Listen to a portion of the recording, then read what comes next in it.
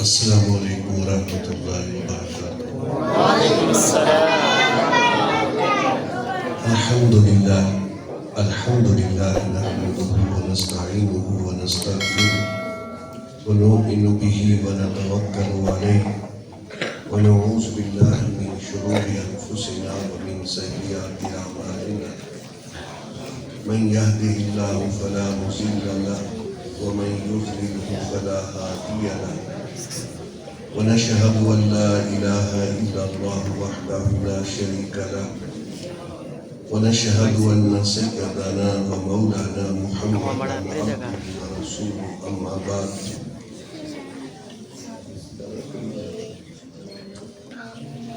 فأعوذ بالله من الشيطان الرجيم بسم الله الرحمن الرحيم إن هذا القرآن يهدي للتي هي أقوم ويبشر المؤمنين الذين يعملون الصالحات أن لهم أجرا كبيرا وأن الذين لا يؤمنون بالآخرة أعتدنا لهم عذابا أليما صدق الله مولانا العظيم وبلغنا رسوله النبي الكريم ونحن على ذلك لمن الشاهدين والشاكرين والحمد للہ رب العالمین۔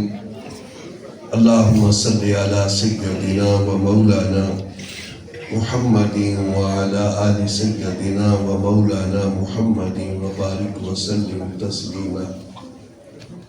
اللہم صلی علی سیدنا و مولانا محمد وعلی آل سیدنا و مولانا محمد وبارک وسلم تسلیما۔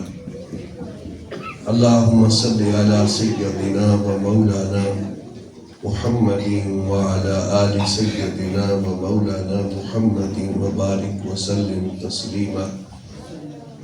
قابل احترام علماء کرام، معزز حضرات سامعین اور عزیز بچوں، یہ بڑی ہی بابرکت محفل ہے اور یہ بیٹھنا بڑا ہی بابرکت ہے۔ اللہ کی یاد کے لیے جب بیٹھا جاتا ہے، بخاری شریف میں اس کا تذکرہ ہے، اللہ تعالیٰ کی ذات اس کی وجہ سے بندوں کی بخشش فرما دیتے ہیں۔ ایک لمبی حدیث ہے بخاری کی، حضرت شیخ الحدیث مولانا زکریا صاحب رحمۃ اللہ علیہ نے اس کو فضائل اعمال میں بھی ذکر کیا ہے، آپ سنتے بھی رہتے ہیں۔ یہ اللہ کی یاد کی مختلف صورتیں ہیں۔ اللہ کا نام لینا کسی طریقے سے سب ذکر الہی ہے۔ یہ ہم اللہ کا ذکر ہی کر رہے ہیں، اللہ کا نام لیتے ہیں۔ ذکر کا معنی کیا ہوتا ہے؟ کسی کو یاد کرنا۔ اللہ کو ہم یاد کرتے ہیں مختلف صورتوں میں۔ تو اس حدیث میں آتا ہے کہ حضور علیہ السلام نے فرمایا، اللہ کے کچھ فرشتے مقرر ہیں، اللہ کی بہت زیادہ مخلوق ہے، اللہ کے سوا کوئی نہیں جانتا اس کو۔ وہ پھرتے رہتے ہیں، ان کا کام یہی ہے کہ جہاں کہیں اللہ کے بندے اللہ کو یاد کرتے ہوں تو وہاں پر جمع ہو جاتے ہیں۔ ان کی سمجھیں کہ روحانی غذا جو ہے اللہ نے یہی مقرر کی ہے، ذکر الہی کے جو اس طرح کی محفلیں ہوں، مجلسیں ہوں، ان میں حاضر ہونا۔ بیٹھے رہتے ہیں جب تک اللہ کی یاد ہوتی ہے، اللہ کا ذکر ہوتا ہے، تذکرہ ہوتا ہے۔ جب وہ فارغ ہوتا ہے، مجلس ختم ہوتی ہے، تو پھر وہ فرشتے واپس جاتے ہیں۔ اللہ تعالیٰ سب کو جانتے ہیں، لیکن پھر بھی پوچھتے ہیں تم کہاں سے آئے؟ کہ میں حدیث کا ترجمہ کر رہا ہوں صرف ایک جملے کو سمجھانے کے لیے۔ کبھی کبھی ایک جملہ ہی خاص اس پوری کلام کے اندر جو ہوتا ہے نا، وہی خاص طور پر محور ہوتا ہے پوری کلام کا۔ اللہ جانتے ہیں، پھر بھی پوچھتے ہیں تو فرشتے ذکر کرتے ہیں، مولا کریم وہاں تیرا ذکر ہو رہا تھا تو وہاں ہم گئے تھے۔ پھر اللہ پوچھتے ہیں وہ مانگتے کیا تھے؟ وہ کہتے ہیں کہ جنت مانگتے تھے۔ اللہ فرماتے ہیں جنت دیکھی ہے؟ کہتے دیکھی تو نہیں۔ اگر دیکھیں تو عرض کرتے ہیں اور زیادہ مانگیں۔ کس چیز سے پناہ مانگتے ہیں؟ جہنم سے۔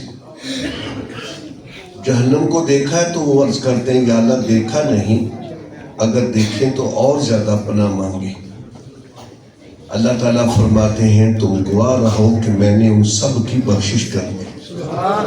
یہ اگلی بات جو ہے نا خاص طور پر حضور علیہ السلام کی بات وہ ہے، یہ صحیح بخاری کے الفاظ ہیں۔ ایک فرشتہ کہتا ہے یا رب العالمین کچھ لوگ تو آئے ہی اسی لیے تھے، اسی محفل میں بیٹھنے کے لیے، اس بات کو جو تیری بات ہو رہی تھی، تیری بات ہو، تیرے نبی کی بات ہو، تیرے قرآن کی ہو، نبی کی حدیث کی ہو، سب کا سب ذکر ہے۔ کچھ لوگ تو اسی لیے آئے تھے، لیکن ایک بندہ کسی اور کام کے لیے آیا تھا۔ جیسے کسی کو پیچھے سے ملنے کے لیے آیا، وہ آگے بیٹھا ہوا ہے تو پیچھے بیٹھ جاتا ہے، انتظار کرتا ہے یہ اٹھے تو اس کو میں ملوں۔ وہ بندہ جو ہے ذکر کے لیے نہیں آیا تھا، وہ تو پیچھے بیٹھا ہوا تھا اور کسی کو ملنے کے لیے آیا تھا۔ حدیث میں ہے نبی کریم علیہ السلام نے فرمایا اللہ فرماتے ہیں ہم الجلساء لا یشقى جلیسہم، یہ بیٹھنے والے میرے اتنے پیارے بندے ہیں، مجھے ان سے اتنا پیار ہے، ان کے پاس بیٹھنے والا بھی بے نصیب نہیں ہو سکتا۔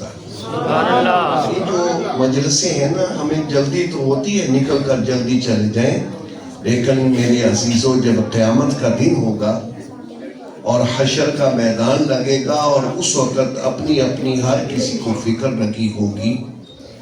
عائشہ صدیقہ رضی اللہ تعالی عنہ ایک مرتبہ حضور علیہ السلام تشریف لائے تو رو رہی تھی، تو آپ نے سبب پوچھا تو عرض کیا یا رسول اللہ قیامت یاد آ گئی، حشر یاد آ گیا۔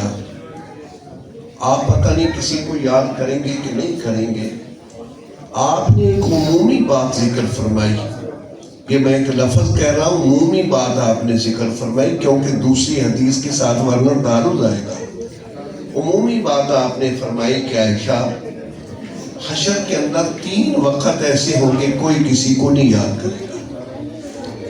ایک تو اس وقت جس وقت نامہ اعمال اڑائے جائیں گے عرش کے نیچے سے اور ایمان والوں کو دائیں ہاتھ سے سامنے سے ملیں گے اور اہل کفر کو بائیں ہاتھ سے ملیں گے اور پیچھے سے ملیں گے، دائیں ہاتھ میں نہیں دیا جائے گا۔ مسلمان ایمان والا ہے، نیک ہو یا گناہ غالب ہو، نامہ اعمال دائیں ہاتھ میں ملے گا۔ بعد میں پھر تلیں گے عمل، وہ تو پھر فیصلہ ہونا ہے۔ یہ نامہ اعمال دائیں بائیں ہاتھ کے اعتبار سے یہ ایمان اور کفر کا تقابل ہوگا۔ ایک اس وقت ہر بندے کو اپنی لگی ہوگی کہ میرا نامہ اعمال کدھر سے آتا ہے، دائیں سے یا بائیں سے۔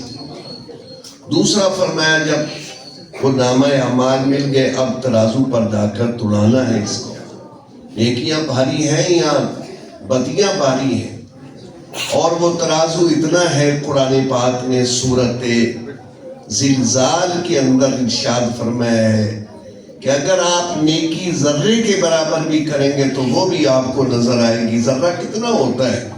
یہ فضا کے اندر جب دھوپ پڑتی ہے کسی روشنی سے، روشن دان سے، کھڑکی سے آپ دیکھتے ہیں نا اڑتے پھرتے، کتنا ذرا اس کا وزن کیا ہے؟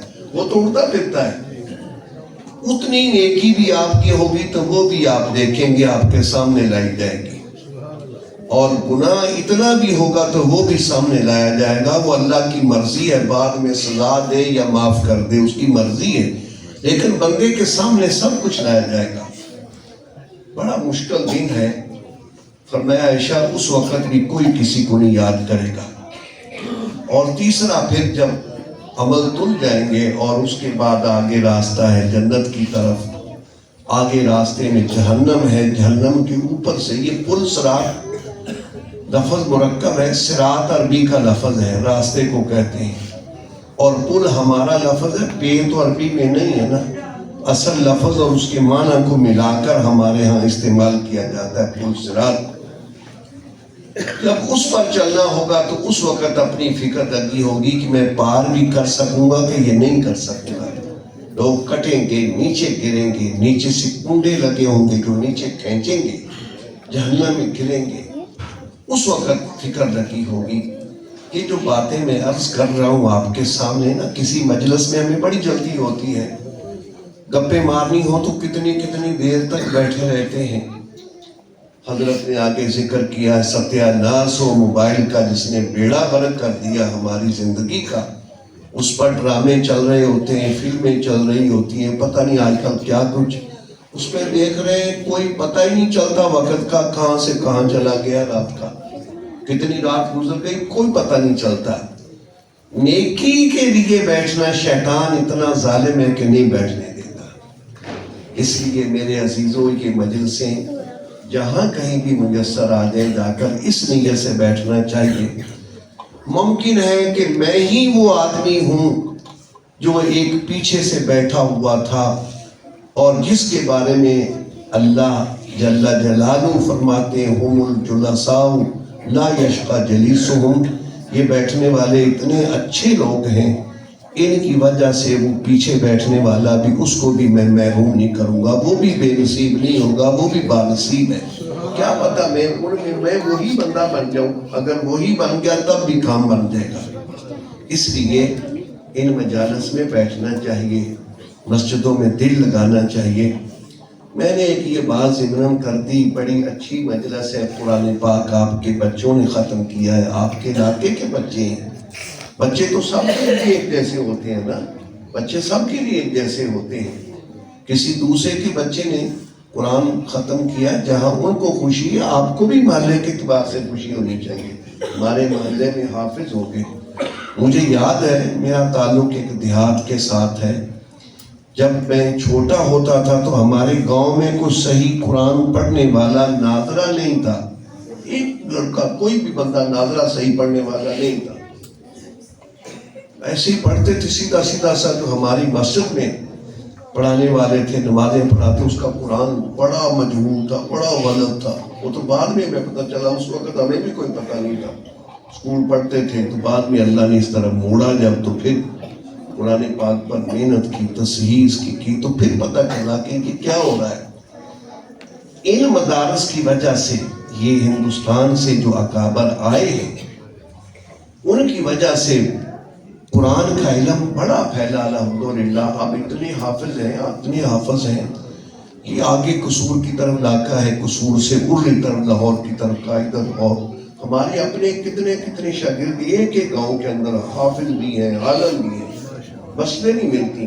یہ مدرسوں کا فیض ہے, یہ جو مدرسے جہاں بیٹھے ہوئے نا انہی کا فیض ہے. میں آگے چل کر ایک بات کرتا ہوں. میں نے یہ قرآن پاک کی آیت ایک پڑھی ہے, 2 آیتیں ہیں. یہ سورت بنی اسرائیل کی 2 آیتیں ہیں. قرآن پاک نے ایک دعویٰ کیا ہے اِنَّ هَذَا الْقُرْآنَ يَهْدِي لِلَّتِي هِيَ أَقْوَمُ. یہ قرآن اس راستے پر, اس راستے کی رہنمائی کرتا ہے جو راستہ اقوم ہے, اقوم ہے. وَيُبَشِّرُ الْمُؤْمِنِينَ الَّذِينَ يَعْمَلُونَ الصَّالِحَاتِ.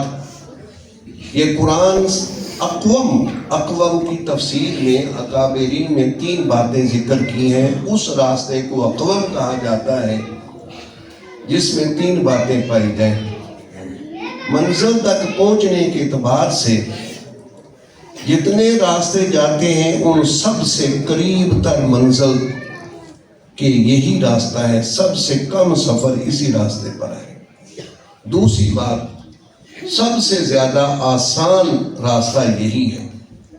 اور تیسری بات یہ ہے کہ بالکل محفوظ بے خطر راستہ ہے, اس راستے پر چلنے والے کو کوئی خطرہ نہیں ہے. اس بات کی تھوڑی سی میں وضاحت کر دیتا ہوں. دیکھیے دین ایک ہی رہا ہے. دین کہا جاتا ہے عقائد کو. اللہ کے بارے میں آدم علیہ السلام سے لے کر آقا دو عالم صلی اللہ علیہ وسلم تک سب نبیوں نے کہا کہ معبود ایک ہی ہے. کسی نبی نے نہیں کہا کہ 2 معبود ہیں, 3 معبود ہیں. معبود ایک ہے. امتیں جو کریں وہ ان کا فعل ہے. نبیوں کی دعوت سب کی یہی رہی کہ معبود ایک ہے. آخرت جو ہم جس طرح مانتے ہیں سب نبیوں کی دعوت یہی تھی. مرنے کے بعد تمہیں پھر اٹھایا جائے گا, اللہ کے حضور تم پیش کیے جاؤ گے اور وہاں پر تمہارے اعمال کا حساب ہوگا, جزا سزا ہوگی, جنت اور دوزخ ہوگی. یہ بھی مسئلہ ایک ہے. رسالت نبیوں کا سلسلہ، یہ بنیادی عقائد سب کے سب ایک رہے ہیں۔ یہ جو شریعت کے احکام ہوتے ہیں کہ روزے کتنے رکھنے ہیں، کیسے رکھنے ہیں، نمازیں کتنی پڑھنی ہیں، کن اوقات میں پڑھنی ہے، زکوٰۃ کتنی ہے، یہ انسانوں کے اعتبار سے حکم بدلتے رہے۔ یہ جو میں نے لفظ کہا نا کہ سب سے قریب تر راستہ، یہ آدم علیہ السلام سے لے کر نبی پاک علیہ السلام تک انبیاء نے جتنے نبی آئے ہیں اور انہوں نے اپنی نبیوں نے اپنی امتوں کو سیدھا راہ دکھایا ہے، جنت دکھائی ہے، سب سے قریب راستہ نبی پاک علیہ السلام کا دکھایا ہوا راستہ ہے۔ یہ جو قرآن کی شکل میں اور حدیث کی شکل میں ہمارے سامنے موجود ہے نا، سب سے آدم علیہ السلام سے وہ بھی راستے جنت میں جاتے تھے۔ آدم کا راستہ بھی جنت کا تھا، نوح علیہ السلام کا بھی راستہ جنت کا تھا، ابراہیم علیہ السلام، ہود علیہ السلام، سب نبیوں کا۔ لیکن سفر کے اعتبار سے جس میں سب سے تھوڑا سفر کرنا پڑے، وہ راستہ آقا نامدار صلی اللہ علیہ وسلم کی برکت سے اس امت کو دیا گیا، اور وہ قرآن و سنت کی رہنمائی کا راستہ ہے۔ ایک بات تو یہ، دوسری بات یہ ہے کہ سب سے سہل ترین ہے، آسان ترین ہے، سب سے آسان ترین راستہ اس ملت کا نام ہے، جو ہے نا آسان ملت۔ میں اپنی زبان میں ترجمہ کر کے کہتا ہوں، عربی کا لفظ بولوں تو پھر کا ترجمہ کرنا، یہ آسان ملت، اس ملت کا آپ علیہ السلام کے دین کا نام ہی الملت السہلہ ہے، آسان ملت، اور تیسرا راستہ بھی نہیں ہے۔ قرآن پاک میں سورہ غاشیہ کے اندر اللہ تعالیٰ نے تقابل کے اعتبار سے دو فریقوں کا ذکر کیا، یہاں بھی دو فریقوں کا ذکر ہے، وہاں بھی دو فریقوں کا ذکر ہے۔ وجوہ یومئذ خاشیہ، خاشیہ کا معنی ہوتا ہے ذلیل، جھکے ہوئے۔ یہ نماز میں بھی خشوع اسی لفظ سے آیا ہے۔ اللہ کے سامنے جھک جاؤ، اپنے آپ کو بالکل ذلیل سمجھو، حقیر سمجھو کہ میں کچھ نہیں ہوں۔ یہ کیفیت جو پیدا کرنی ہے، اسی کو نماز میں خشوع کہا جاتا ہے۔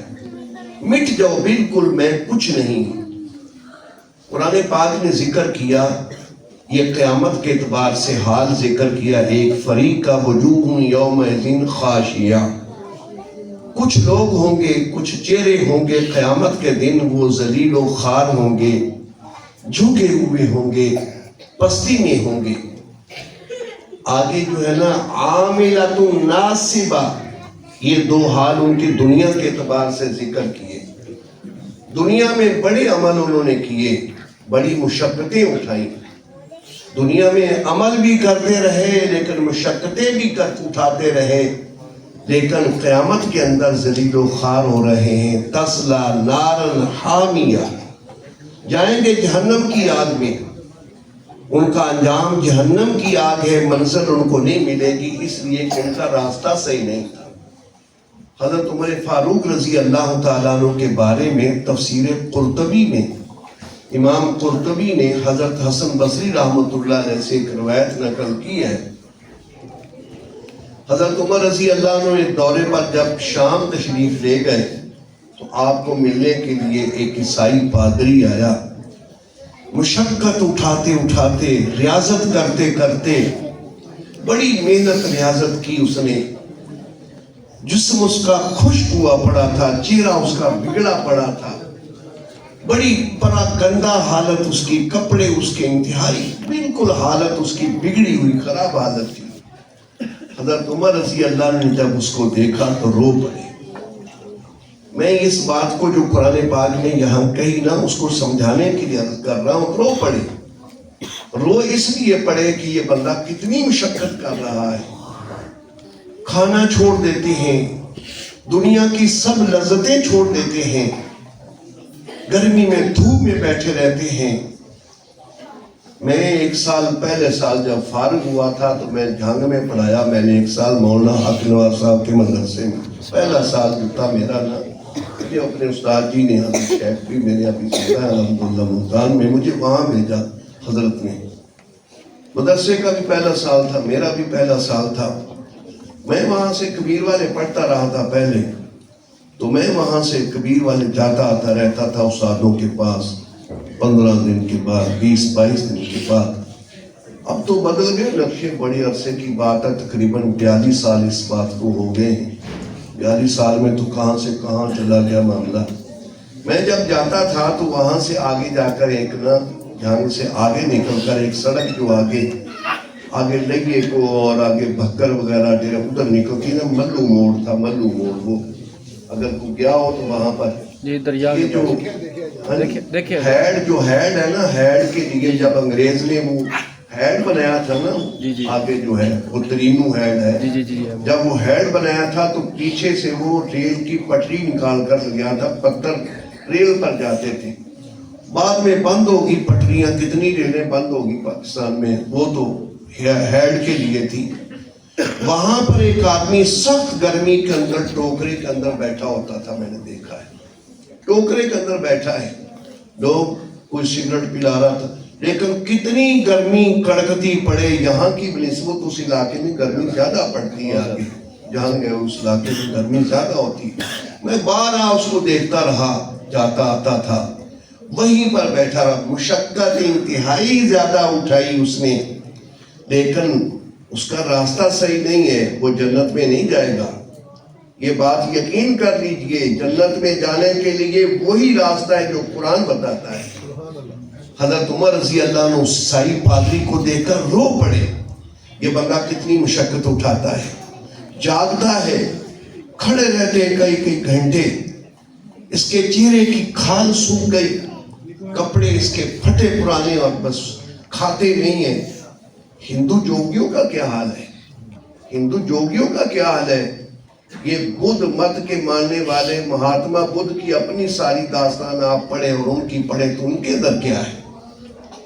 یہ جو قرآن پاک نے کہا نا کہ عاملۃ ناصبہ، کچھ چہرے اس دن قیامت کے دن بڑے پریشان ہوں گے، بڑے ذلیل ہوں گے، لیکن دنیا میں وہ چہرے جو تھے عیش و عشرت نہیں کر کے آئے، بڑی محنت مشقت کرتے آئے، اپنے آپ کو تھکاتے ہوئے آئے، لیکن لائن صحیح نہیں تھی، راستہ صحیح نہیں تھا.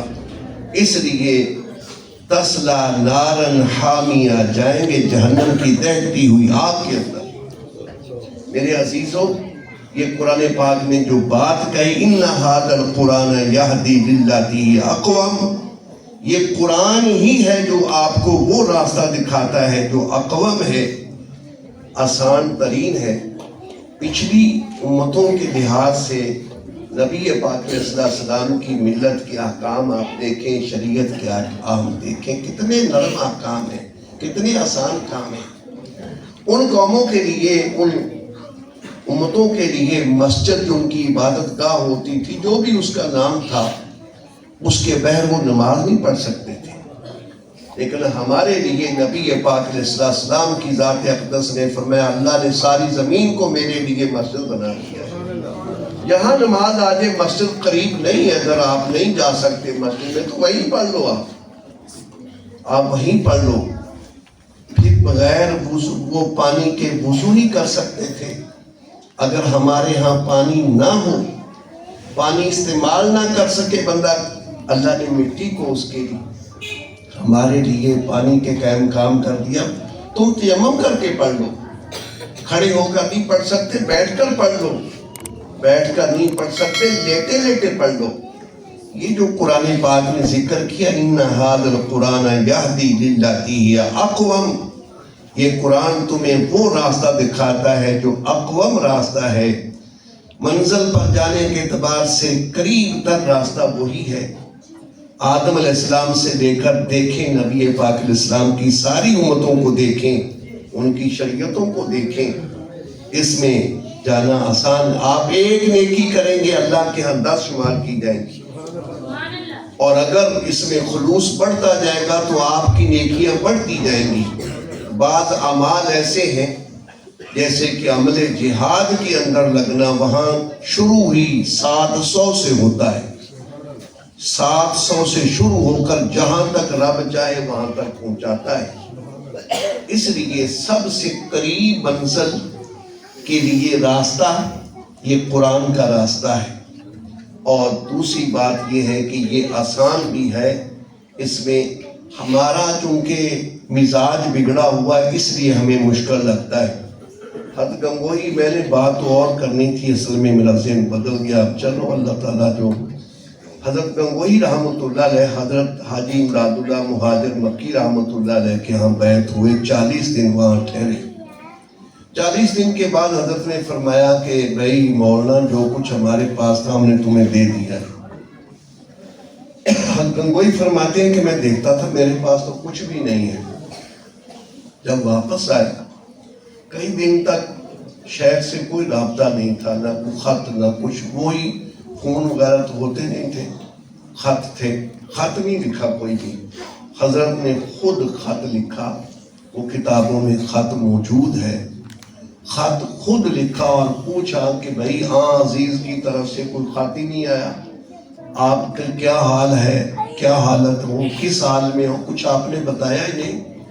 تو میں نے خود پوچھ لیا۔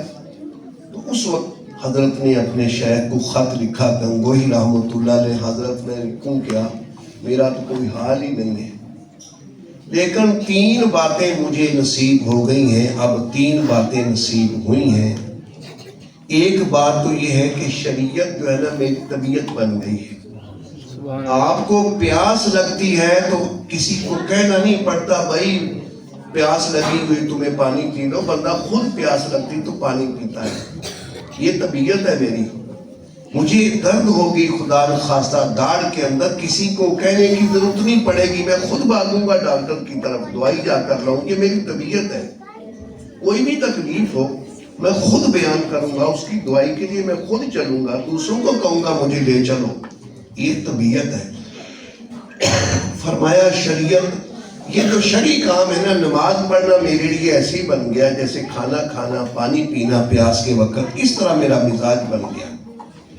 دوسری بات یہ بن گئی، کوئی میری تعریف کرے یا میری کوئی برائی بیان کرے، مجھ پر کوئی اثر نہیں ہوتا، کوئی فرق نہیں پڑتا، تعریف بھی ویسی ہے برائی بھی ویسی ہے۔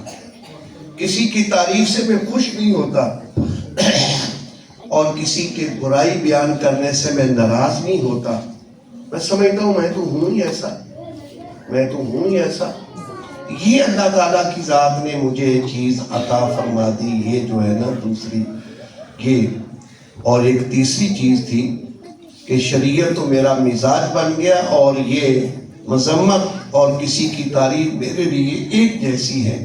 تیسری بات بھی ایک فرمائی تھی میرے ذہن سے بھی نہ آ نہیں رہی، یہ میں یہ کہنا چاہتا تھا کہ ہمیں جو دشواری نظر آتی ہے نا کہ یہ کام مشکل ہے، یہ ہمارے مزاج کی وجہ سے، یہ قرآن کا یا سنت کا دکھایا ہوا راستہ نہیں ہے۔ قرآن پاک کے احسانات ساری دنیا پر ہیں، ساری دنیا پر، جو قرآن پڑھتے ہیں ان پر بھی، جو نہیں پڑھتے ان پر بھی۔ میں تھوڑی سی تفصیل بیان کرتا ہوں، آپ ذرا دیکھیے۔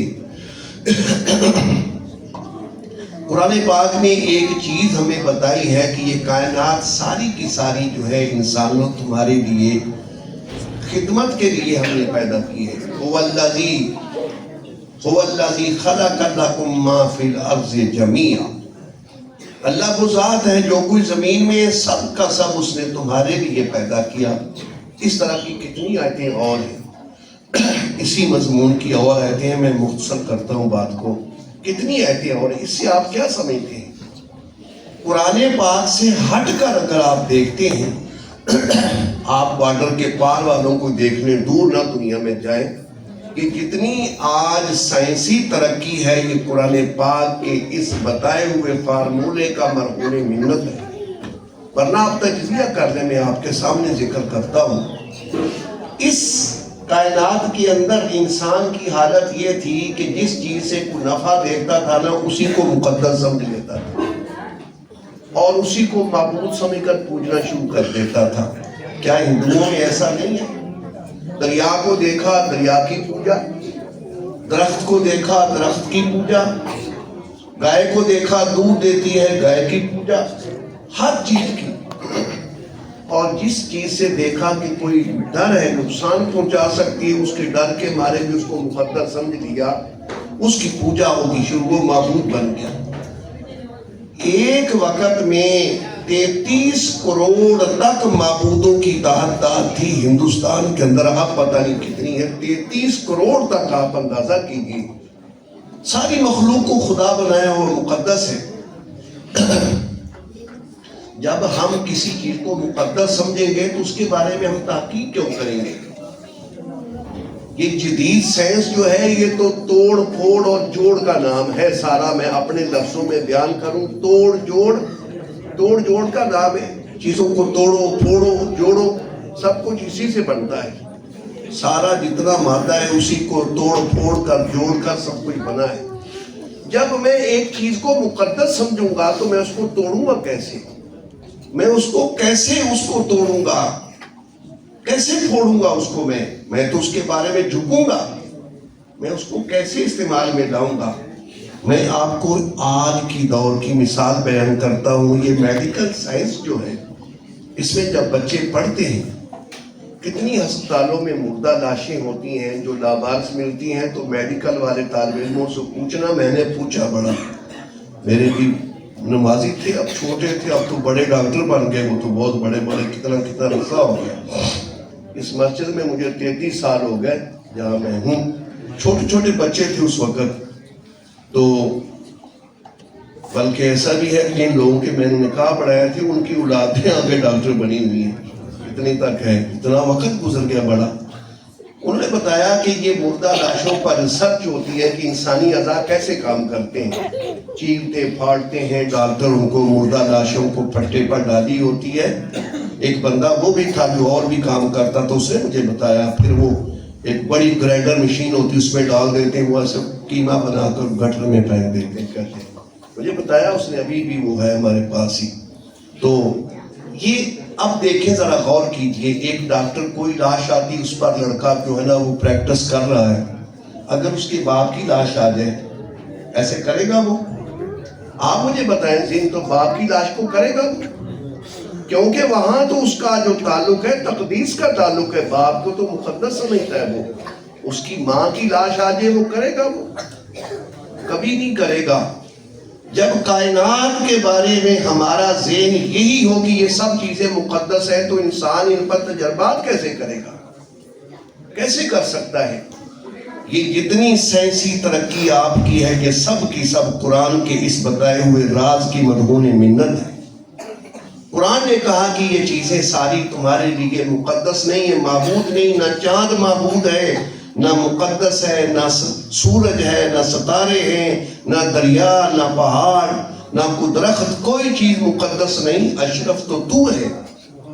یہ سب کی سب تیرے لیے ہم نے پیدا کی ہے کہ تو ان کو استعمال کر، تو ہمارا نائب ہے زمین کے اندر۔ اب آپ دیکھیے اس کو، اگر آپ مشاہدے کی دنیا میں دیکھنا چاہتے ہیں تو دیکھ لیجئے، نبی اکرم صلی اللہ تعالیٰ علیہ وسلم نے ارشاد فرمایا ہے کہ میرا دنیا میں آنا اس طرح ہے جیسے قیامت اور میں یوں آئے ہیں۔ بلکہ پہلے نبیوں کی ایک جگہ میں پڑھ رہا تھا، ایک نبی کا نام ہے غالباً حبوق علیہ السلام، ان کی پیشن گوئی ہے کہ آخری نبی جنوب کی طرف سے آئے گا اور فاران کی چوٹیوں سے اتر کر آئے گا، اور وہ قیامت کے سانس میں آئے گا۔ یہ مدینہ کی جب ہجرت ہے نا، اس کے حوالے سے ذکر کیا، یہودیوں کے پاس آج بھی صحیفے میں موجود ہے یہ ان کی پیشن گوئی۔ قیامت کے سانس میں آئے گا، بالکل قیامت کے قریب آئے گا۔ آپ علیہ السلام نے فرمایا، پرانی جتنی امتیں گزری ہیں نا، ان کے مقابلے میں ہمارا وقت اتنا ہے جتنا عصر سے لے کر مغرب تک کا ہوتا ہے، اور صبح سے لے کر عصر تک کا وقت دنیا اپنی زندگی گزار چکی ہے ساری کی ساری۔ لیکن دنیا نے ترقی کتنی کی تھی، دنیا نے ترقی کتنی کی تھی، اور آپ علیہ السلام کی تشریف لانے کے بعد آپ دیکھیں کہ ابھی 1445 سال ہجرت کو گزرے ہیں صرف، دنیا کہاں سے کہاں پہنچ گئی ہے۔ اس لیے کہ جب آپ چیزوں کو مقدس سمجھیں گے تو ان پر آپ تجربات کیوں کریں گے، ان کو کیسے توڑیں گے، ان کو کیسے جوڑیں گے، ان کا کیسے پیسیں گے، ان کو کچھ بھی نہیں کر سکتے آپ، ہر چیز کے سامنے آپ سر جھکائیں گے۔ یہ پہلی بات یہ ہے کہ قرآن پاک نے یہ راز لوگوں کو آ کر بتایا کہ یہ کائنات کی چیزیں تمہارے لیے مقدس نہیں ہیں، اشرف تو ہے، اور یہ چیزیں ساری کی ساری ہیں انسانوں زمین کی چیزیں ہم نے تمہارے لیے بنائی ہیں، اور یہ اسی کی برکت ہے۔ اور دوسری بات یہ ہے، دین وحدت کا نظریہ باطل نظریہ ہے بالکل، کچھ کتابوں میں لکھا ہوا ہے دین وحدت کا نظریہ وہ غلط نظریہ ہے، وہ صحیح نظریہ نہیں ہے، سب دین صحیح نہیں ہے، صرف دین اسلام صحیح ہے اس وقت، اور دنیا میں کوئی دین بھی اس وقت قابل تقلید چلنے کے قابل نہیں ہے۔ یہ دین وحدت کا نظریہ ہم نہیں، اس کے دین وحدت کا نظریہ ہم اس کے قائل نہیں ہیں، لیکن انسانیت وحدت کا جو ہے، وحدت انسانیت، اس کی ہم قائل ہیں۔ قرآن پاک نے یہ نظریہ دیا کہ سب انسان ایک ہے۔ سورہ نساء کی پہلی آیت کہ یا ایھا الناس اتقوا ربکم الذی خلقکم من نفس واحدہ، اے لوگو اپنے اس رب سے ڈرو جس نے تمہیں ایک جان سے پیدا کیا ہے۔ نبی اکرم صلی اللہ، اور بھی سورہ حجرات کے اندر جو آتا ہے کہ اللہ تعالیٰ نے ہم نے تمہیں ایک مرد اور ایک عورت سے پیدا کیا، وَجَعَلْنَاكُمْ شُعُوبًا وَقَبَائِلَ لِتَعَارَفُوا، ایک مرد اور ایک عورت کی تم اولاد ہو سارے کے سارے، لیکن یہ خاندان جو تمہارے ہم نے بنا دی آگے، یہ تو پہچان کے لیے اِنَّ أَكْرَمَكُمْ عِندَ اللَّهِ أَتْقَاكُمْ، یہ قرآن کا نظریہ دیا ہوا ہے۔ آپ کے ساتھ ہی یہ بائبل سے بات دیکھ لیں کہ اس نظریے والے کیا کہتے ہیں۔ پیدائشی طور پر کچھ لوگ مقدس ہیں اور کچھ بالکل وہ قریب اٹھانے کے بھی قابل نہیں۔ ہندو مت میں کیا ہے، برہمن جو ہے وہ نسلی طور پر ہی بس وہ پاک صاف ہیں، اور باقی وہ شودر ہوتے تھے، وہ بیچارے ایسے ہیں کہ کسی کے قریب نہیں بیٹھ سکتے۔ کہ مغرب کے اندر بھی کالے گورے کا جھگڑا چل رہا ہے۔ میں نے مولانا عمر صاحب پالنپوری رحمت اللہ علیہ کا بیان سنا تھا ایک مرتبہ کہ افریقہ میں جماعت گئی اور کالے گورے آپس میں ایک جگہ بیٹھ نہیں سکتے، کالا کسی کے گورے کے ہوٹل میں نہیں جا سکتا اور گورا کالے کے ہوٹل میں نہیں جا سکتا، قبرستان الگ الگ ہیں، وہ بھی عیسائی ہیں، لیکن کالا گورا کٹھے نہیں بیٹھ سکتے۔ وہاں جماعت گئی اور جماعت والے جو ہے نا، مولانا نے فرمایا کہ ہم ایک تیسری نسل ہیں، نہ ہم گورے ہیں نہ ہم کالے ہیں، ان کالوں کے مقابلے میں ہم گورے ہیں اور ان گوروں کے مقابلے میں ہم کالے ہیں، تو ہم درمیان میں آ گئے نا، تیسرا درجہ ہمارا ہو گیا۔ جماعت گئی، وہ کالے جو تھے نا ان کو ہم نے ساتھ بٹھایا اور ساتھ بٹھا کر پانی پیا، ہم نے بھی، اس مسلمان ہو گیا، ہم نے بھی پانی پیا۔ وہ بندہ حیران ہو گیا کہ اس نے میرا جھوٹا پانی پی لیا ہے، یہ کیسے ہو گیا؟ کہتے ہیں ایک جگہ پر بیان ہونا تھا تو اس نے بیان کرنے والے کو کہا خدا کی تھوڑی دیر ٹھہر جو پہلے مجھے بات کر لینے دو۔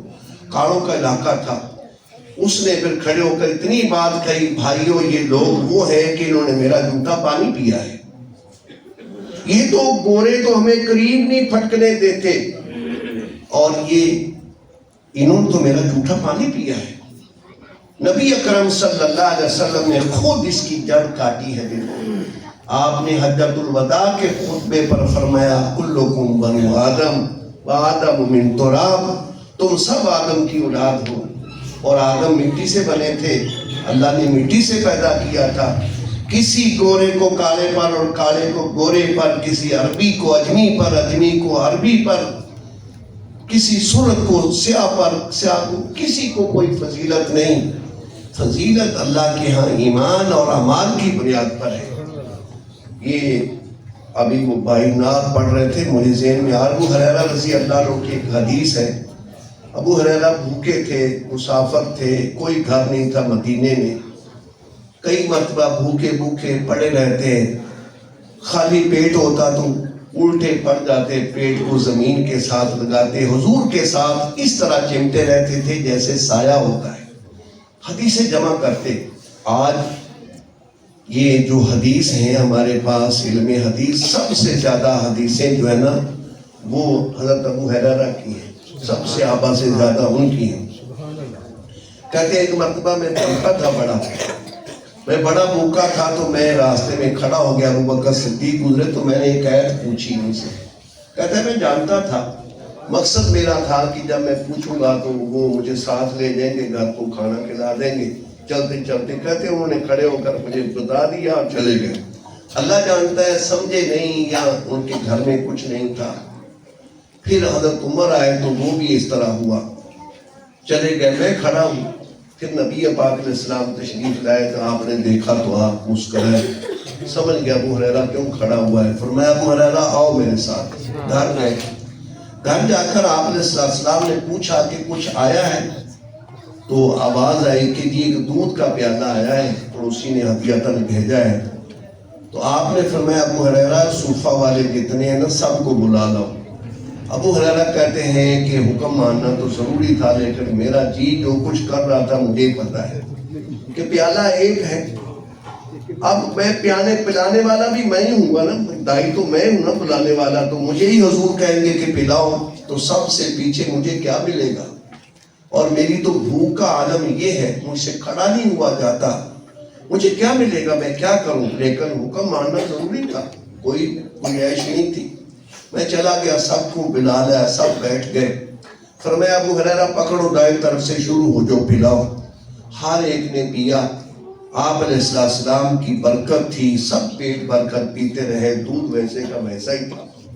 جب سب نے پی لیا تو ابو ہریرہ نے کہا حضور سب نے پی لیا، آپ نے پیالہ لیا، دیکھا، اور پھر فرمایا ابو ہریرہ اب تم پی۔ ابو ہریرہ کہتے ہیں میں نے ایک بار پیا، پھر میں نے دیا، فرمایا اور پیو، پھر میں نے پیا، پھر کہا اور پیو، میں نے پھر پیا۔ تیسری مرتبہ جب میں پی چکا تو آپ نے فرمایا اور پیو، میں نے کہا یا رسول اللہ اب تو کوئی جگہ نہیں پیٹ میں جہاں میں ڈال سکتا۔ پھر آپ نے پکڑا، بسم اللہ پڑھ کر آپ نے منہ کو لگایا اور پیا۔ یہ واقعہ بیان کرنے کے اعتبار سے 2-4 منٹ کا میں نے بیان کر دیا، آپ اس میں درس کیا سمجھتے ہیں؟ وہ وحدت انسانی والا جو مسئلہ ہے، آپ نے سبقاً کس طرح درس دیا کہ تم کوئی یہ پیدا ہو جاتا ہے تو وہ سمجھتا ہے کہ میرے جیسا دنیا میں اور کوئی خاندان ہی نہیں ہے، زبان والے زبان سے لڑ رہے ہیں، رنگ والے دوسرے رنگ والوں سے لڑ رہے ہیں، علاقوں والے دوسرے علاقے والے سے لڑ رہے ہیں۔ آقا دار نامدار صلی اللہ علیہ وسلم نے سب کا بچا ہوا دودھ آخر میں پیا ہے۔ یہ قرآن پاک کا درس ہے، جو قرآن پاک وحدت انسانیت کا درس۔ آج دنیا میں دعوے تو بڑے کیے جاتے ہیں، سب جھوٹے لوگ ہیں۔ سچا نظام اور سچا اس وقت فارمولہ دنیا کو امن دینے والا قرآن ہے، اور کچھ نہیں ہے دنیا کے پاس۔ سب نظام بالکل ایسے ہیں، کوئی نظام کسی کے قابل نہیں ہے چلنے کا۔ یہ دوسری بات ہے جو میں نے ذکر کی۔ اور تیسری بات یہ ہے، آپ اسلام سے پہلے ذرا دیکھیں عیسائیت میں کیا ہوتا تھا۔ خدا سے ملنے کے لیے درمیان میں واسطوں سے ملنا پڑتا تھا، آپ ڈائریکٹ اللہ سے رابطہ نہیں کر سکتے۔ وہ واسطے جو ہے نا اتنے زیادہ مضبوط تھے، سب کچھ وہی کھا جاتے تھے۔ سلمان فارسی رضی اللہ عنہ کے حالات میں اگر آپ پڑھیں نا تو لکھا پڑے گا، یہ بڑے شہزادے تھے اپنے علاقے کے، ان کا باپ ان سے بڑی محبت کرتا تھا، بس اللہ نے نوازنا تھا۔ کہتے ہیں میں ایران سے نکل کر شام گیا تو ایک پادری کے پاس میں جا کر رہا، مجھے پتہ چلا کہ سب سے بڑا عالم یہی ہے، لیکن کہتے ہیں کہ وہ اندر سے بڑا کوڑا تھا۔ 7 لوگ ہدیے دیتے تھے لا کر، کیونکہ پادری صاحب جو تھے بندوں کے درمیان اور اللہ کے درمیان واسطہ تھے، براہ راست کوئی بندہ اللہ سے بات نہیں کر سکتا تھا۔ یہ درمیان کے اندر ذہن تھا۔ ہمارے ہاں بھی کچھ لوگ یہ ذہن دیتے ہیں، یہاں پر بھی ان کو قرآن کا پتہ نہیں قرآن نے کیا درس دیا ہوا ہے۔ اس کے پاس کہتے ہیں سونے چاندی کے بڑے بڑے 7 مٹکے بھرے پڑے تھے اس کے پاس، مجھے پتا تھا، میں اس کا چیلا تھا۔ پھر دوسرے کے پاس گئے، پھر بڑی جگہوں پر گئے ہیں کہ نصیبین یمن بھی گئے، امورہ بستی تھی وہاں بھی گئے، عراق میں موصل بھی گئے، پھر اللہ نے غلام بنا دیا۔ غلامی جو تھی نا وہی ان کو حضور کے قدموں میں لے آئی تھی۔ اور آپ یہ دیکھیں کہ نظریہ اسلام نے جو نظریہ دیا ہے اس اعتبار سے قرآن پاک کی آیتیں یہ ہیں کہ سورہ بقرہ میں وَإِذَا سَأَلَكَ عِبَادِي عَنِّي فَإِنِّي قَرِيبٌ أُجِيبُ دَعْوَةَ الدَّاعِ إِذَا دَعَانِ۔ میرے نبی، میرے پیارے، ان لوگوں کو جب آپ سے میرا پتہ پوچھیں کہ اللہ تعالیٰ سے ملنا کیسے ہے تو کہہ دیجئے میں تمہارے قریب ہوں، میں ہر پکارنے والے کی پکار کو میں سنتا ہوں۔ وَقَالَ رَبُّكُمُ ادْعُونِي أَسْتَجِبْ لَكُمْ، تمہارے رب نے یہ کہا ہے کہ مجھے پکارو، میں تمہاری پکار کو سنتا ہوں۔ یہ واسطے سب ختم کر دیے گئے، ہر وقت اللہ ہر حال میں سنتا ہے۔ کوئی زبان سے نہ بول سکے، دل سے بول رہا ہو تو دل کی بات بھی اللہ سنتا ہے۔ یہ بھی ہمیں قرآن پاک نے، اور میں مختصر کرتا ہوں، دین اور عقل، وحی اور عقل، یہ اسلام سے پہلے عیسائیت میں دونوں کے اندر تصادم تھا۔ یہ عیسائیوں نے بغاوت کیوں کی تھی دین سے؟ اس لیے کہ وہ جو پادری تھے جس دین کو لے کر بیٹھے ہوئے تھے اس میں بالکل عقلیت کو، عقل کا استعمال کرنا وہ کسی شکل میں جائز نہیں سمجھتے تھے۔ بڑی بڑی بندہ سوچ کر آج ان کو پڑھ کر بندہ حیران، ایسی شخص، یہ ویلنے نہیں ہوتے ویلنے لگے ہوئے آج دیکھتے ہیں، اس طرح کے ویلنے لگے ہوئے تھے زیر زمین جن کے اندر بندوں کو دے دیا جاتا تھا اور ان کو قیمہ بنا کر نکال دیا جاتا تھا۔ لیکن قرآن پاک نے دعوت دی ہے جگہ جگہ جگہ جگہ جگہ غور کرو، عقل کو استعمال کرو۔ افلا تعقلون، کیا تم عقل نہیں رکھتے ہو؟ میں ساری جگہوں پر نقل نہیں کر سکتا، میں آپ پڑھیں گے، اس چیز کو سامنے رکھ کر قرآن کو پڑھیے۔ قرآن پاک نے کتنی جگہوں پر عقل کو استعمال کرنے، خالص دین کے اندر بھی عقل کو استعمال کرنے کا۔ اللہ تعالیٰ نے معبود ایک ہے، اس کو ثابت کرنے کی عقلی دلیلیں قرآن میں نہیں دی ہیں۔ رب تعالیٰ نے کسی جگہ پر بیان کیا اس غلام کے بارے میں، دیکھو جو ایک ہی مالک کا ہے، بس اس نے اسی کو خوش کرنا ہے۔ اور ایک غلام وہ ہے جو بڑے دو اکھڑ مزاج قسم کے شریکوں کا غلام ہے، آدھا اس کا، وہ آپس میں دوسرے ضدی ہیں، بڑے ایک دوسرے کے ساتھ انتہائی مخالفت اور ضد۔ بتاؤ وہ بہتر ہے یا وہ بہتر ہے؟ یہ عقلی دلیلیں تو کیا ہے؟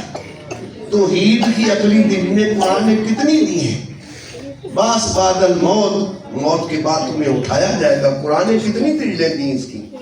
کہیں تمہاری نیند کی دلیل بیان کی، تمہاری پہلی ابتدا کی، پہلے تم کیسے پیدا ہوئے، کہاں سے پیدا کی؟ اسی مٹی سے پیدا ہوئے نا۔ آج بھی آدم علیہ السلام تو مٹی سے بنے تھے، آج بھی انسان مٹی سے بنتا ہے۔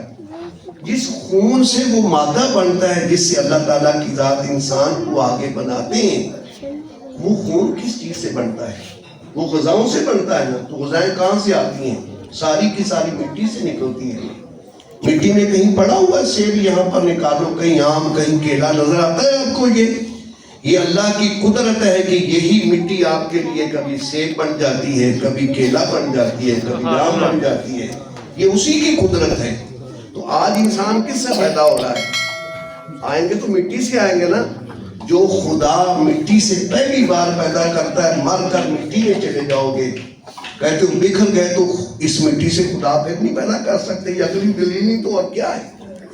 قرآن پاک نے جگہ جگہ عقل کو استعمال کرنے کا۔ عیسائیت اسی لیے بگڑی کیونکہ وہاں پر عقلیت کا کوئی گنجائش نہیں تھی، تو عیسائیوں نے دین سے بغاوت کر دی، اور ایسی بغاوت کی دین سے کہ آج یورپ کہاں کھڑا ہوا ہے، امریکہ کہاں کھڑا ہوا ہے۔ کتنی بے دینیاں اور کتنی واہیات حرکتیں وہ کرتے ہیں، بندہ شرماتا ہے بالکل۔ یہ کس چیز کا نتیجہ ہے؟ یہ اسی چیز قرآن پاک میں عقل کو بالکل بیکار چیز نہیں، یہ رب کی بڑی نعمت ہے، لیکن بات یہ ہے کہ اس کو صحیح استعمال کرو، پیدا کرنے والے کے بتائے ہوئے طریقے کے ساتھ اس کو استعمال کرو۔ یہ ساری چیزیں میرے دوستوں قرآن پاک کے ساتھ تعلق رکھنا چاہیے۔ یہ قرآن پاک نے ایک پیشن گوئی کی ہے، یہ آگے آیت آتی ہے وَقَالَ يَا رَبِّ إِنَّ قَوْمِ اتَّخَذُوا قَالَ رَسُولُ يَا رَبِّ إِنَّ قَوْمِ اتَّخَذُوا هَذَا الْقُرْآنَ مَهْجُورًا۔ اللہ کے سامنے اللہ کے رسول کہیں گے اے اللہ میری اس قوم نے قرآن کو چھوڑ دیا تھا۔ قرآن کو چھوڑنے کی پتہ نہیں آپ کیا صورتیں سمجھتے ہیں. قرآن کو پڑھنا بندہ چھوڑ دے یہ بھی قرآن کو چھوڑنا ہے. اس کا متن جو پڑھتے ہیں ہم جیسے عربی میں وہ پڑھنا چھوڑ دیں وہ بھی چھوڑنا ہے. آگے اولادوں کو پڑھانا چھوڑ دیں یہ بھی قرآن کو چھوڑنا ہے. قرآن کو سمجھنا چھوڑ دیں یہ بھی قرآن کو چھوڑنا ہے. اور قرآن کے بتائے ہوئے جو طریقے ہیں جو احکام ہیں جو زندگی کا نظام قرآن نے دیا ہے اس پر نہ چلنا یہ بھی قرآن کو چھوڑنا ہے. اور قانون کی حیثیت سے سب سے بالا تر قانون قرآن کو نہ ماننا یہ بھی قرآن کو چھوڑنا ہے. آج ہمارا حال یہ نہیں ہے. صحابہ نے بڑی محنت کی تھی, تابعین پر محنت کی, تبع تابعین پر محنت ہوئی. قرآن لوگوں کے معاشرے کے اندر بنیادی حیثیت رکھتا تھا, ان کی زندگی میں رچا بسا تھا. میں نے ایک جگہ پر پڑھا ہے ہماری حالت یہ ہوگی, اب تو اللہ کا فضل ہے, پھر بھی اللہ نے بڑا یہ میوات کا علاقہ جو ہے نا, یہاں ہندوستان میں بھی ایک دور بڑا زبردست آیا تھا. ابن بطوطہ تقریباً 800 سال آج سے پہلے اس نے سفر کیا ہے, دہلی بھی آیا. اس نے دہلی کا ذکر کیا ہے کہ اس وقت دہلی کتنا بڑا ہوگا. 800 سال پہلے 1000 مدرسہ تھا یہاں پر دہلی کے اندر, 1000 مدرسہ تھا. جب انگریز آیا ہے تو ایک انگریز سیاح نے لکھا ہے کہ ٹھٹھا ہندوستان میں یہ سندھ میں ہے ٹھٹھا, آگے کراچی سے جنوب کی طرف. دلی جو تھا یہ مرکز تھا, اور اس مرکز سے دیکھیں کتنے ہزاروں کلومیٹر دور ہے. اس میں 400 مدرسے تھے جب انگریز آیا یہاں پر. لیکن بعد میں اتنا دور ہوئے, مولانا الیاس رحمۃ اللہ علیہ دلی سے کچھ ہی دور میوات کا علاقہ وہاں تشریف لے گئے. قرآن کے بارے میں پوچھا, ان لوگوں کے نام, ایک نام میں نے بھی دیکھا ہمارے گاؤں میں, بندہ بھی میں بتاتا ہوں, وہ مکس قسم کے ہندو مسلم تھے, ہندو مسلم دونوں تک. نام کے اندر مسلمانوں والا نام بھی ہے, محمد سنگھ, حسین سنگھ, حسن سنگھ, یہ نام تھے. ہمارے گاؤں میں جب ہم چھوٹے تھے تو ایک بندہ تھا بوڑھا اس وقت, یہ بڑی پرانی بات, میری عمر اس وقت 70 سال ہو رہی ہے, بچپن کی بات میں کرتا ہوں. اس وقت اس کا نام تھا امر سنگھ. امر جو ہے عمر ابن عاص صحابی کا نام ہے. بڑے عظیم ترین جو اسلام کے 4 بڑے جرنیل ہیں ان میں سے ایک حضرت عمر تھے جو فاتح مصر ہیں. امر سنگھ اس کا نام تھا. یہ حالت تھی ان لوگوں کی ہندو مت سے. قرآن کہاں, قرآن کے بارے میں پوچھا تو کہا کہ ہاں قرآن ہے ہمارے گھر میں, پڑھنا پڑھنا ہم نہیں جانتے. لاؤ, گائے کے گوبر کا اوپر لیپا کیا ہوا ہے قرآن کے اوپر, اس لیے کہ ہندوؤں کے ہاں گائے کا پیشاب اور گائے کا گوبر مقدس ترین چیز ہے. آپ اندازہ کیجیے جب قرآن سے دوری ہوگی, آپ پڑھنا پڑھانا چھوڑیں گے تو پھر یہاں تک نتیجہ نہیں پہنچے گا تو کیا ہوگا. یہ مدرسے بہت بڑی رب کی رحمت ہے ہمارے لیے. سچی بات یہ ہے, بہت بڑی رب کی نعمت ہے. جو بڑی عمر کے شاید انہوں نے دیکھا ہو کہ دیہات کا, شہروں کا بھی حال کیا ہوتا تھا, قرآن پڑھنا کسی کو نہیں آتا تھا. اب الحمدللہ رمضان کے اندر ایک بہار ہوتی ہے قرآن کی, مسجدیں کم ہوتی ہیں اور حافظ بہت زیادہ ہوتے ہیں. گھروں میں قرآن, فیکٹریوں میں قرآن سنائے جا رہے ہیں, دکانوں میں قرآن سنائے جا رہے ہیں. یہ برکت کن کی ہے؟ یہ مدرسوں کی برکت ہے. یہ مدرسے یہی اسی لیے آج آپ دیکھیں, شاید آپ کی نظر اس پر نہیں ہے, جو اہل علم ہم جانتے ہیں, ہماری یہ انگریز نوام امریکن نواز جو گورنمنٹ ہے نا, مدرسوں پر آئے دن ان کا کوئی نہ کوئی کارروائی کرتے رہتے ہیں, لگے رہتے ہیں. لیکن انشاءاللہ یہ قرآن اللہ نے وعدہ کیا ہے کہ اس کا محافظ میں ہوں. رب نے ساتھ میں آسمان پر لوح محفوظ میں بھی قرآن کو محفوظ کیا ہوا ہے, زمین پر بھی محفوظ ہے. وہاں نظام اور ہے, یہاں نظام اور ہے. یہاں دنیا میں دارالاسباب بنایا, اسباب کے ساتھ سارا کچھ چلتا ہے, اللہ کی قدرت ظاہر ہوتی ہے اسباب کے ساتھ جڑ کر. یہاں رب نے قرآن کی حفاظت کی صورت پیدا کی ہوئی ہے. آپ کے چھوٹے چھوٹے بچوں کے سینے اور دماغ کو چنائیں گی وہ حافظ ہیں. کیا کریں گے آپ؟ چھوٹے چھوٹے بچے, ان لوگوں کو پتہ نہیں ہے کہ روس کے اندر اتنا جابرانہ نظام تھا, نہ کوئی نماز پڑھ سکتا تھا, سب گھر کو ختم کر دیتے تھے. نہ کوئی قرآن پڑھ سکتا تھا.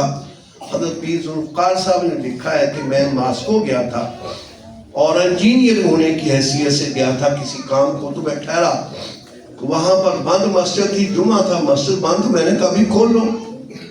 تو انہوں نے کہا کہ نہیں کھول سکتی. میں نے کہا چابی کس کے پاس ہے بتایا, تو کہتے ہیں میں نے جمعے کے لیے اذان دے دی. تو وہ بڑے پریشان ہو گئے کہ اس کا انجام بڑا برا ہوگا. میں نے کہا میں ذمہ دار ہوں, میں تو یہاں پر مسافر مہمان ہوں, میں تو ان کے قانون کا حق کا پابند نہیں ہوں. خیر جب اذان ہوئی تو لوگ گھروں سے نکل آئے, مسلمان تو تھے نا. بعد میں یہاں تک بات پہنچی کہ کسی نے بتایا کہ ایک بچہ حافظ ہے. تو کہتے ہیں کہ میں قرآن میں جیب میں تھا, میں کھول کر اس کو کہتا بچہ پڑھو, تو وہ پڑھ ہی نہیں سکتا تھا. میں نے کہا یہ کیسا حافظ ہے؟ انہوں نے کہا جی ایسے نہیں, آپ کو آیت پڑھیں پھر اس کو کہیں. کہتے ہیں میں نے اس کا امتحان لیا, جو میں آیت تھوڑی سی پڑھتا تھا آگے پر شروع ہو جاتا تھا. میں نے کہا معاملہ کیا ہے؟ اس کو دیکھ کر نہیں پڑھنا تھا, آنکھوں سے ٹھیک ہے, دیکھ کر نہیں پڑھ سکتا. انہوں نے کہا یہاں قرآن رکھنا ممنوع ہے. ایک درزی حافظ تھا, اس کے پاس ہم نے اس بچے کو بھیجا. درزی کا کام سیکھنے کے بہانے وہ ہر روز ایک دو آیتیں اس کو آہستہ آہستہ آہستہ یاد کروا دیتا تھا. اس نے سارا قرآن یاد کر دیا. آپ روس کی تاریخ کو اٹھا کر دیکھیں, علاقوں کی لوگوں نے تہ خانوں کے اندر لوگوں نے اندر گھس کر اندر رہ کر قرآن کی حفاظت کی ہے, پڑھا ہے. آپ تو شکر کریں یہاں کی گورنمنٹ بھی بڑے حربے استعمال کرتی, کبھی کچھ, لیکن یہ سب مکڑی کے جالے ہیں, کچھ بھی نہیں ہے. مولانا عمر صاحب پالنپوری رحمۃ اللہ علیہ نے ریوڈ کے اجتماع میں فرمایا تھا یہ مکڑی کے جالے, مکڑی بڑی خوش ہوتی ہے کہ ہم نے بڑی پلاننگ کر لی ہے, لیکن جب مالک مکان صاف کرنا چاہتا ہے وہ جھاڑو ایک یوں مارتا اور ایک یوں مارتا ہے تو سارا گھر صاف, جاڑا صاف. یہ سب جالے ہیں جو بنے جاتے ہیں, بالکل کمزور جالے. قرآن بھیجنے والی ذات کو دیکھو کتنی طاقتور وہ ذات ہے, اور جس نے اعلان کیا ہوا ہے کہ اتارنے والا بھی میں ہوں, حفاظت کرنے والا بھی میں ہوں. قرآن کی حفاظت ہوگی تو حدیث کی بھی حفاظت ہوگی, اس لیے کہ حدیث قرآن کی تشریحات ہے. یہ تشریحات ہے قرآن پاک کی. کانا خلقہ القرآن, اما عائشہ صدیقہ نے فرمایا تھا نبی پاک علیہ السلام کے اخلاق تو قرآن ہے. آپ ایک چلتا پھرتا حصی قرآن تھے, جو اس لیے مدارس کے ساتھ جڑے رہیں. اللہ تعالیٰ کی ذات ہمیں اپنے رحمت سے محروم نہ کرے, قرآن کی دولت سے کسی گناہ کی وجہ سے ہمیں محروم نہ کرے, ہماری اولادوں کو محروم نہ کرے. یہ سلسلہ چلتا رہے. اللہ مجھے آپ کو قرآن پر عمل کی بھی توفیق عطا فرمائے اور اس کو پڑھنے پڑھانے کی توفیق عطا فرمائے. وآخر دعوانا الحمدللہ.